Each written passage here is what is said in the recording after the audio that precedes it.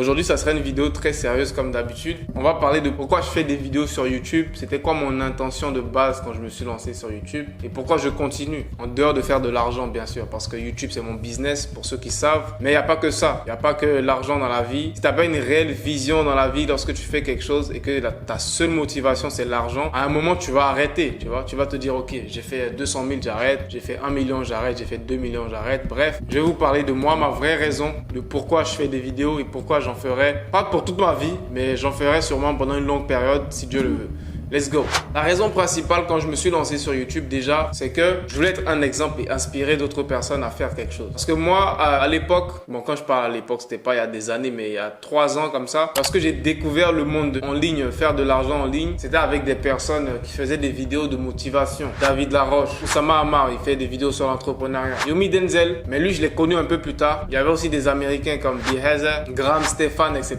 C'était principalement des vidéos sur l'entrepreneuriat et la motivation. Et moi, c'est des vidéos qui m'ont très vite intrigué parce que là, je découvrais un nouveau monde. Je me disais, ah, ça existe tout ça, c'est vrai. Est-ce que les gens gagnent leur vie sur Internet? Tu peux lancer un business, tu peux entreprendre ou tu peux créer quelque chose qui va servir aux gens. Et moi, au début, j'étais vraiment à fond dans cette optique-là de je veux créer quelque chose qui va servir au monde. Et je consommais beaucoup de vidéos aussi d'entrepreneurs comme des Jeff Bezos, des Elon Musk, Steve Jobs, etc. Tu vois, des personnes qui ont créé des produits qui ont révolutionné le monde. Tu vois, et moi, ça m'inspirait. Je me disais, ah, faut qu'à un moment de ma vie, je me dise, Ibrahim, tu as créé ça et ça, je sais pas, ça a créé quelque chose dans le monde ou ça a eu un impact positif dans le monde. Et à l'époque, moi, je faisais des études d'informatique. Donc, je me disais, bon, la voie logique, c'est que je vais créer des logiciels ou des applications comme ça qui vont peut-être changer quelque chose dans le monde ou créer une innovation. À la base, c'était ça ma vision. Du coup, quand j'ai découvert l'entrepreneuriat, je me suis rendu compte que avec les études que je faisais, peut-être que je pouvais juste entreprendre et créer un projet qui allait soit me rendre riche et aussi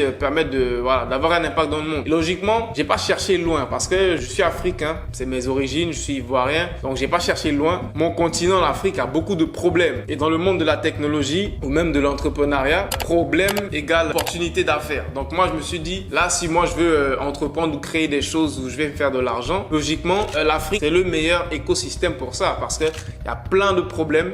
On voit juste des solutions qui vont être efficaces pour résoudre ces problèmes-là et tu vas faire pas mal d'argent. C'est dans l'optique dans laquelle j'étais au début. Je cherchais des idées de projets, des idées d'application, des idées de quelque chose qui va rénover plein de choses. J'avais pas mal d'idées que je peux te partager. À l'époque, j'avais une idée que je voulais faire. C'était une idée, par exemple, de moyens de paiement. En ce moment, ça se fait avec Jamo, etc. pour ceux qui connaissent Jamo. Mais avant que Jamo sorte à l'époque, il y a 3 ans, j'avais cette idée-là de me dire, je veux créer un moyen de paiement. Et aux États-Unis, il y avait une application qu'on appelait Cash App pour ceux qui vivent aux États-Unis, qui est vraiment simple, qui peut juste transférer de l'argent en quelques minutes, etc.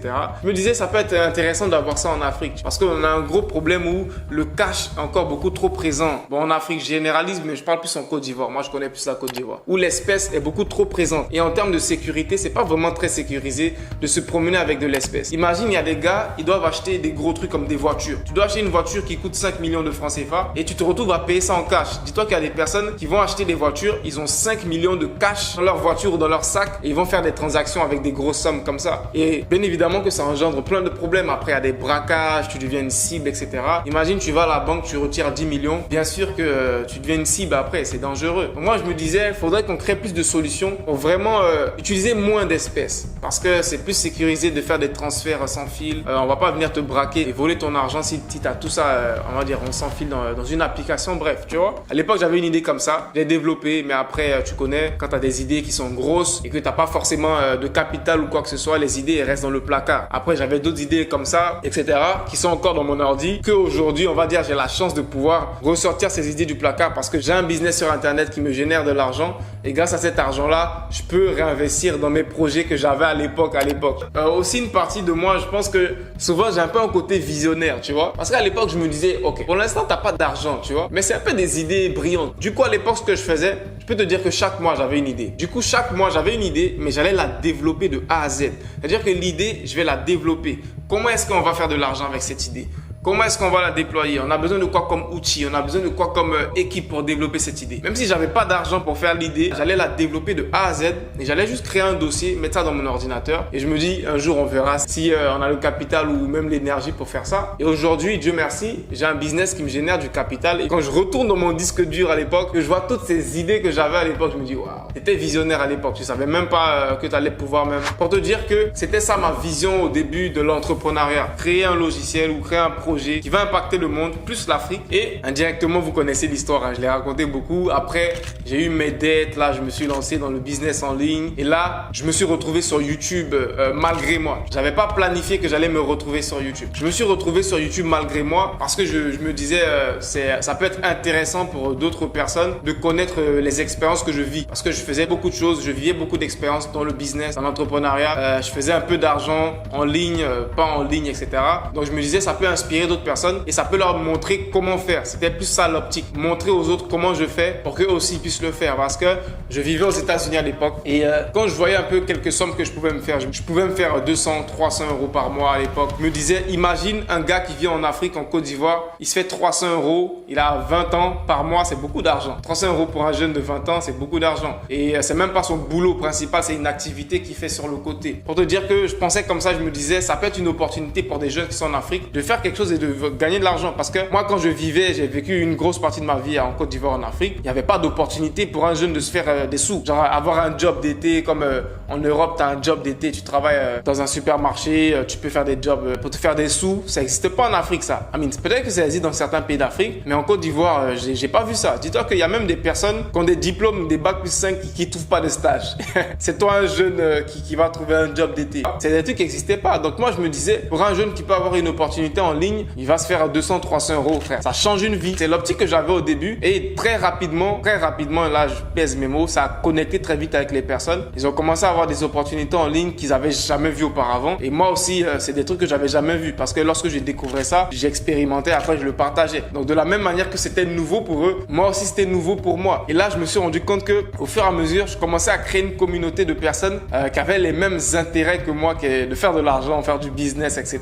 Et ça me plaisait. Et encore une fois, mon côté visionnaire là me disait, c'est une opportunité là, Ibrahim, pour toi. Parce que toi, ta vision de base, c'est que tu veux créer des produits, des solutions, que ce soit des logiciels, peu importe, qui vont résoudre des problèmes en Afrique. Parce qu'il y a plein de problèmes, il y a pas mal de problèmes. Et là, tu commences à avoir une audience de personnes qui sont africaines. C'est la chance pour toi de connaître cette audience-là, de voir leurs besoins et après de pouvoir créer des réelles solutions. Et si tu as déjà une audience de personnes, pour pouvoir tester ces solutions-là, c'est encore plus simple. Dans le sens où, direct, j'ai une audience à qui je peux tester toutes les idées de produits ou toutes les idées de logiciels qui peuvent me passer par la tête. Si ça marche, ça explose. Si ça échoue, on fait autre chose. Dans le sens où, en termes de capital, je n'aurais pas énormément à dépenser pour aller faire de la pub ou quoi que ce soit. J'ai une audience devant moi qui correspond exactement à l'audience que moi je veux cibler avec ce que je veux créer. Donc c'est là que le déclic qui s'est fait. Je me suis dit ok, on va pousser encore plus loin. On va avoir la plus grosse audience possible. Et au début, rentabiliser, faire de l'argent, c'était pas forcément dans mes priorités. Moi, mes priorités c'était vraiment grossir le plus vite possible. C'est là que je me suis dit ok, pour grossir le plus vite possible,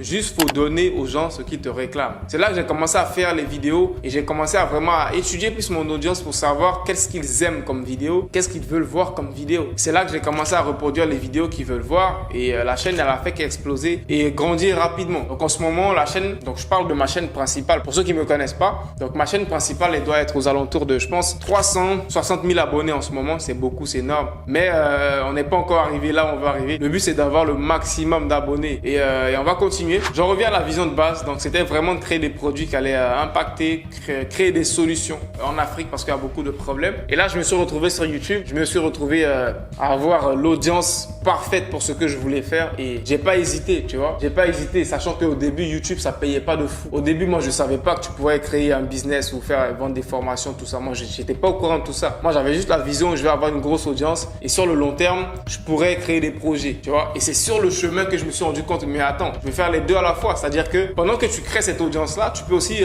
monétiser ça et créer un vrai business et enseigner toutes les compétences que tu as. Et c'est là que j'ai commencé à faire la combinaison des deux. Et surtout, le plus important pour moi, c'était de ne pas perdre de vue cette vision de base que j'avais au début, tu vois. Parce que lorsque tu commences à faire de l'argent, l'argent peut vite t'aveugler. Là, tu peux oublier que de base, si tu t'es lancé, c'était pas forcément juste pour faire de l'argent rapidement ou créer un business ou vendre des formations, tu vois. La vente de formations, etc. C'était une manière pour moi de monétiser l'audience, de partager mes connaissances, tu vois, parce que je faisais partie de ce genre de personnes qui avaient plein de compétences remplies dans ta tête. Tu connais plein de choses, tu sais faire beaucoup de choses, mais ces choses-là ne te servent pas énormément, ne servent pas aux autres. T'arrives pas à monétiser ça. Et du coup, là, quand j'ai eu ce déclic de me dire, ah, là, tu es en train de grossir une audience sur YouTube rapidement. Tu sais ce que tu fais. Il y a une part de chance, mais quelque part, tu es en train d'apprendre à le faire. Et tu peux retransmettre cette connaissance à des gens qui vont aussi construire leur audience sur YouTube, etc. Et le déclic s'est fait. Et là, en ce moment, on va dire, je suis arrivé à un point où je commence à déployer progressivement cette vision-là aux yeux de mon audience, tu vois. Parce qu'au début, la vision, elle était dans ma tête parce que j'allais pas forcément me lancer dès le début et m'auto-proclamer vas-y, je suis venu révolutionner quoi que ce soit. Personne me connaissait. Je pouvais pas annoncer ça comme ça dès les débuts, tu vois. Donc, sans vous mentir, ça m'a pris du temps pour vraiment réfléchir à la meilleure manière de plus introduire ma vision dans ce que je fais dans mon contenu, tu vois. Parce que je voulais pas continuer toute ma vie et faire juste des vidéos de business, gagner de l'argent sur Internet parce que j'avais l'impression que ça m'éloignait un peu de la vision de base que j'avais, qui était de créer des réelles solutions. Même si avec les vidéos, j'apportais des solutions aux gens.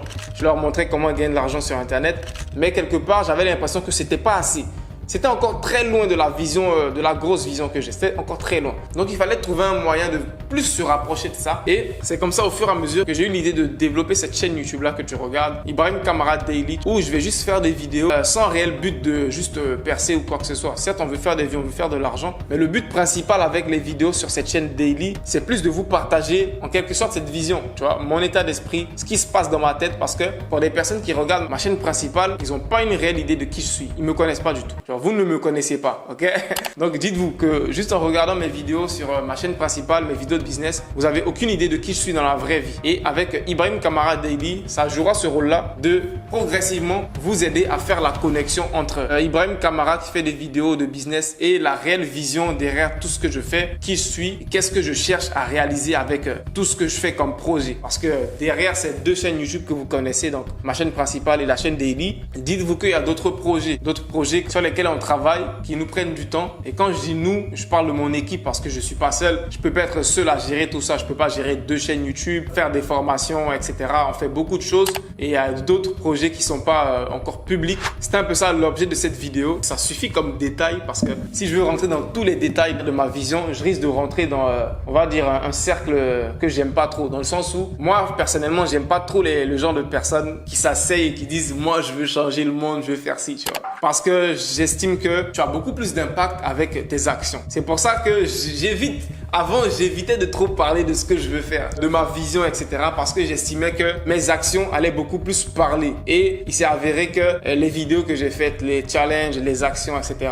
ont eu beaucoup plus d'impact que si je venais juste m'asseoir et venir dire « Moi, je veux changer l'Afrique, quoi que ce soit, tu vois. » Mais arrivé à un moment, je me suis rendu compte que certes, tes actions ont beaucoup plus d'impact. Et les actions, tu en fais tout le temps. Tu continues de faire des actions, tu vas continuer de faire des actions. Mais il y a certains mots qui sont bons à dire, que tu dois dire. Parce que si tu les dis pas, les gens ne les sauront pas. Tout ce que je suis en train de partager sur la chaîne Daily, ça peut pas juste être retranscrit dans mes actions. Donc il y a certains moments où je serai obligé de parler, de dire clairement ce qu'il y a dans ma tête pour que les gens comprennent ça. Donc je suis un peu dans ce dilemme là de me dire, je me concentre juste sur faire des projets, je parle pas. Je peux faire une chaîne où je partage un peu ce côté-là de moi que les gens connaissent pas. Et avec le temps, j'ai réfléchi. Après, je me suis dit, ah, trop réfléchir, ça sert à rien. On va juste lancer une deuxième chaîne que tu es en train de regarder. On va tester, on va voir comment ça évolue. Si ça évolue bien, on double down, c'est-à-dire qu'on fait encore plus. Si ça évolue pas bien, on essaie de réajuster et voir comment ça peut évoluer. Dans tous les cas, on trouvera une formule gagnante. Et avec l'avancée de la chaîne, donc là, ça fait une semaine qu'on l'a lancée. On est déjà à près de 10 000 abonnés. Je me dis, ça plaît un peu, 10 000 abonnés en une semaine. Ça sera tout pour cette vidéo. Allez, peace out.